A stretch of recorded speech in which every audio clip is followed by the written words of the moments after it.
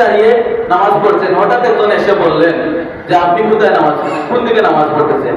এটা তো আপনার নামাজ হয় নাই, এদিকে তো হচ্ছে উত্তর বা দক্ষিণ, আপনার নামাজ হবে না।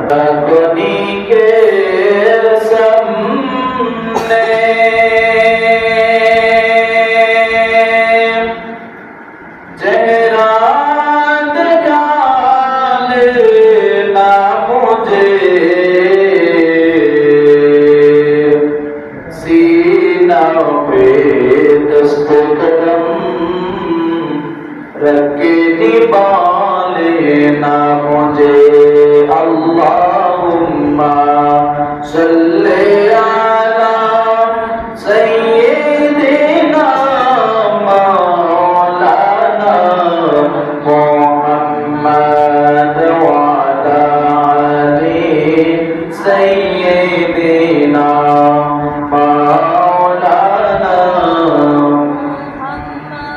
मदीना मदीना बोले अल्लाह जीवन मरार हইল শেষ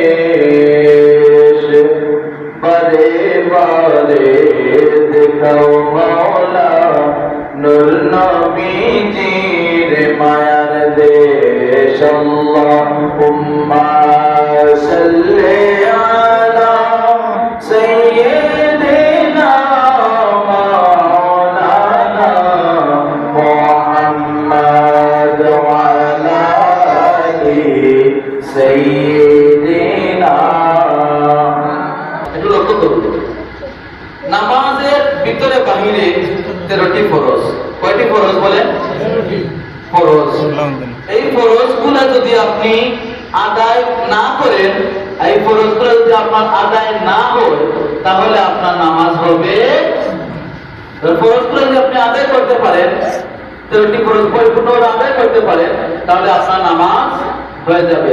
নতুবা ফরজ 13টি ফরজ থেকে একটি ফরজ যদি বাদ হয়, তাহলে আপনার নামাজ হবে না। এখন আপনাদের সম্মুখে আসুন আমরা জেনে নেই নামাজের বাহিরে এবং ভিতরে ফরজ। বাহিরে কয়টি ফরজ, ভিতরে কয়টি ফরজ। যে ফরজগুলো বাধ্যতামূলক আপনি আদায় করতেই হবে, এর মধ্যে থেকে বাহিরে 7টি ফরজ। সবাই বলেন, বাহিরে কয়টি ফরজ? 7টি ফরজ। কয়টি ফরজ? 7টি ফরজ। এর মধ্যে থেকে সর্বপ্রথম আপনার শরীর পাক থাকতে হবে। এক নম্বরে কি বলেন? শরীর পাক। শরীর যদি আপনার পাক না থাকে, তাহলে কি আপনার নামাজ হবে? শরীরের মধ্যে কি লাগতে পারে? যেমন নাপাক কোনো বস্তু, নাজাসাত, নাপাক কোনো বস্তু যদি আপনার শরীরের মধ্যে লাগে, তাহলে আপনার ফরজ আদায় হবে না। ফরজ আদায় না হওয়ার কারণে আপনি যদি এই অবস্থা নিয়ে আপনার পেশাব করে ফেলে, অথবা কোনো খারাপ বস্তু আপনার শরীরের গায়ের মধ্যে লাগছে, আপনি এটা খেয়াল করে নেই, আপনি চলে আসলেন, হঠাৎ দেখলেন আপনি আপনার শরীরের মধ্যে নাপাক বস্তু লেগে আছে, তখন আপনার যখন মনে হবে, তখন আপনি এই সমস্ত বিষয় যদি পরিষ্কার পরিচ্ছন্ন না করে আসেন, তাহলে আপনার নামাজ হবে।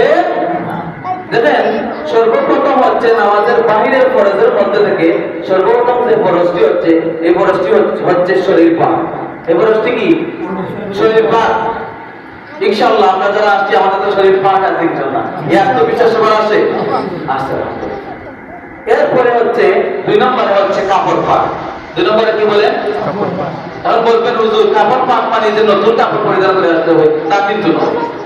কাপড় আপনি প্রতিদিন একটি পরে সমস্যা নাই, এই কাপড়টি আপনার পবিত্র থাকতে হবে, পাক থাকতে হবে। আপনি ভালো পানি দিয়ে সুন্দরভাবে কাপড়টি পরিধান করবেন, ভালোভাবে ধৌত করে যখন আপনি এটি পরিষ্কার পরিচ্ছন্ন করে নামাজে আসবেন, তখন আপনার ফরজ নামাজের যে বাইরের যে ফরজগুলো রয়েছে, তার মধ্য থেকে যে কাপড় পাক যে বিষয়টি রয়েছে, সেটি আপনার আদায় হয়ে যাবে।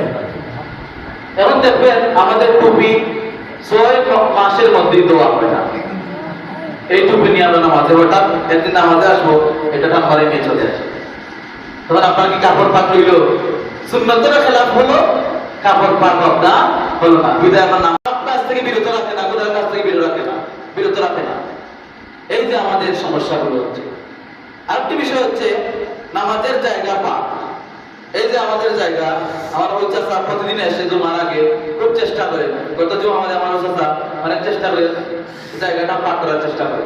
অনেক সময় আছে আমাদের মসজিদে বর্তমান অবস্থা একটু নিম্নে রয়েছে, আপনি খুব পশ্চিম চিনতেছেন না, দাঁড়িয়ে গেলেন, এখানে একটি মাসলা রয়েছে। যেমন আপনি দাঁড়িয়ে নামাজ পড়ছেন, হঠাৎ একজন এসে বললেন যে আপনি কোথায় নামাজ, কোন দিকে নামাজ পড়তেছেন, এটা তো আপনার নামাজ হয় নাই, এদিকে তো হচ্ছে উত্তর বা দক্ষিণ, আপনার নামাজ হবে না।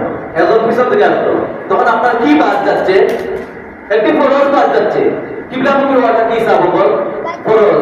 তখন আপনি যখন জানলেন এদিকে নামাজ পড়া আমার বৈধ হচ্ছে না, তখন আপনার কি বাদ যাচ্ছে?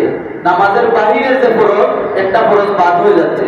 তখন আপনার মাসআলার মধ্যে আছে রাসূল সাল্লাল্লাহু আলাইহি ওয়াসাল্লাম বলতেছেন যে নামাজের ভিতরের বাহিরের কোনো ফরজ যদি ছুটে যায়, তাহলে আপনার আমার নামাজ হবে না, বন্ধ হয়ে যাবে, আবার দুয়ারা নামাজ আদায় করতে হবে। তারপরে কি দেখেন, ওয়াক্ত মতো নামাজ পড়া, অর্থাৎ যখন ওয়াক্ত হবে ওয়াক্ত মতো নামাজ আদায় করা। তিনটি সময় রয়েছে নিষেধ, নিষেধ তিনটি সময় হারাম নামাজ পড়া। যখন সূর্য উদয় হবে, সূর্য উদয় হবে, দ্বিপ্রহরের সময় আর সূর্যাস্ত যাওয়ার সময়, এই তিনটি সময় নামাজ পড়া যাবে না, নিষেধ নামাজ। আর বাকি সব সময় আপনি নামাজ আদায় করার কোনো সমস্যা নেই। তো ওয়াক্ত মতো নামাজ আদায় করা, নামাজের নিয়ত করা। যখন আপনি নামাজের নিয়ত করবেন, আরবিতে অনেকেই আমরা পারি না আরবিতে নামাজ, তখন কি করবো? আপনি ওয়াক্ত চিনে কত রাকাত পড়তেছেন, কত রাকাত পড়তেছেন, ফরজ পড়তেছেন না সুন্নাত পড়তেছেন না নফল পড়তেছেন, এটি যদি আপনার মনের মধ্যে থাকে যে আমি কোন ওয়াক্তের নামাজে আসছি, কত রাকাত পড়ার জন্য দাঁড়িয়েছি, আর কি নামাজ পড়তেছি, ফরজ না সুন্নাত না ওয়াজিব না নফল, এইটুকু যদি আপনার নিয়তের মধ্যে থাকে, নিয়ত হচ্ছে অন্তরের বিষয়।